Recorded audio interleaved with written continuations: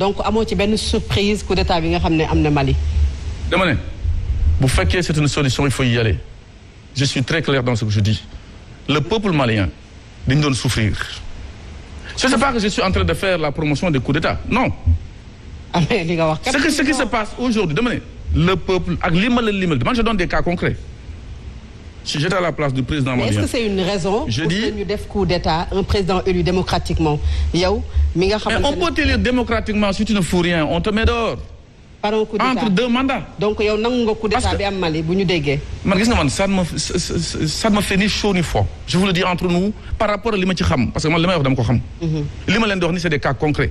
comment on peut organiser des élections législatives alors que ce principal opposant est enlevé xamuñu ndax dee na wala deewul da nga waroon surseoir à ça. est-ce que war na servir de leçon tey ñi nga xam ne. à tout le monde ñoom ñoo nekk fii nga xamante ne mooy Côte d'Ivoire gis nañu Alassane Dramane Ouattara def li nga xam ne moom mooy investiture am le samedi passé gis nañu Guinée ñu wax fii Sénégal lam-lamee troisième mandat boo xam ne ku ko tudd sax daanaka ñu génnee la ci li nga xam ne moom mooy sa poste de responsabilité ndax leçon nekkul leçon ci chef d'état yooyu. c'est une très belle leçon dégg naa aussi yeneen chef d'état africain yu bokk CEDEAO di wax y compris le Bissau guinéen mais également le Nigérian dégg naa ko je suis très très au fait de ce qui se passe dama ne vous prenez le cas de la Côte d'Ivoire fekkee seulement en tant que gardien de la Constitution le président de la République ñu dénk la ko yaay garder constitution bi yaa koy njëkk a torpiller ça pose problème. donc un troisième mandat c'est un coup d'état constitutionnel. surtout lorsque l'argument soulevé mooy en Côte d'Ivoire il y a que des incapables. maître je suis le seul capable. maître ndax kon mën nañu wax ne un troisième mandat coup d'état constitutionnel la. je confirme. alors taxawaayu CEDEAO ci coow li parce que tey gis nañu ni CEDEAO président yi la fi gën a nekkal que askan yi. président yi fi gën a nekk. CEDEAO. waaw doxalinam ci coowul Mali bi. waaw population yi dañu jàpp ne ñoom c'est le syndicat des chefs d'État africains parce que ñoom chefs d'État yi li ñuy gën a plaider que population bi nga xamante ne ñoo leen fi teg. moo tax boobu ñu demee Mali pour régler ce problème vous voyez commencer à tourner même le président Ibeka a dit hier que moi je ne retournerai pas aux affaires. y a du peuple la ñu bëgg la ñu gën di xaar que. vous savez gis nga nit da ngay topp lu sa peuple bëgg le peuple malien est avec ce qui s'est passé c'est pas à des degrés divers bien entendu parce que loolu mooy démocrate am ñuy contre am ñuy non mais dama ne fu ñu toll woon ci insécurité au Mali les gens mouraient des attentats dans les hôtels Radisson dans la capitale on enlève le principal opposant pendant que votre famille fait la bamboula dans les îles je dis oui, pourtant vous êtes nommé élu démocratiquement.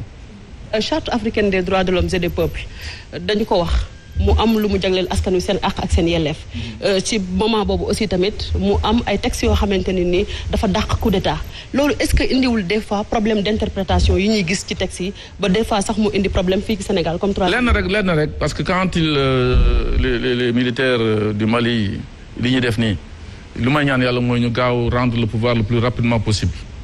Il y a des gens qui sont capables parce qu'il y a des gens qui sont capables c'est pas comme la Côte d'Ivoire au Mali il y a des gens qui sont capables waxuñu ne loolu donc 3 ans yi ñu bëgg a kii moi je suis contre parce que l'appétit vient en mangeant. démentir nañu ko la interprétation des textes maître nga ñëwaat sama question est-ce que du tey loolu moo indi tey jafe-jafe yi ñuy nemmeeku ci réew Afrique yi parce que fii Sénégal déjà ñu ngi wax problème troisième mandat que ni mënul nekk c'est réglé par la constitution au moment où yeneen constitutionnalistes ñu ngi wax le contraire. souvent ce sont les textes qui nous mènent vers des choses yoo xam ne truc soyons dans des logiques soyons dans l'éthique soyons du côté du peuple j'ai dit ci 3 exemples yi ma la jox léegi lu ma si gën a mettre c'est que l'opposant est enlevé on ne sait même pas par qui parce qu'on peut penser que c'est le côté au nord mais ça peut être aussi des gens qui étaient au pouvoir c'est leur opposant malgré ça au lieu de surseoir on organise la bamboula politique avec des élections législatives nga xam ne moom dañu koy écarter moo tax gars yi boobu ñu ñëwee d'ailleurs avec l'imam Dicko c'était des conditions posées annuler ces élections-là. donc chef d'état yi texte yi interprétation yi nangoo ci tontu maître. gis nga texte bu leer kenn du ko interpréter. gis nga lu set boo ko bëggee raxasaat dañ koy tilimal déggoo ma de. d'accord kon ci troisième mandat fii kon nekkul débat fii Sénégal. le débat ne s'est pas posé au Sénégal ne se posera pas inchallah. d'accord kon président Macky Sall mi ngi ci deuxième mandat am. oui gis nga deuxième ak second man ça m'est égal ngay naan second au deuxième je sais ce que vous voulez dire dégg naa tubaab j'ai fait 25 ans en France dama jàng ñooñu xam nañ ko second deuxième ça c'est de la littérature lu am solo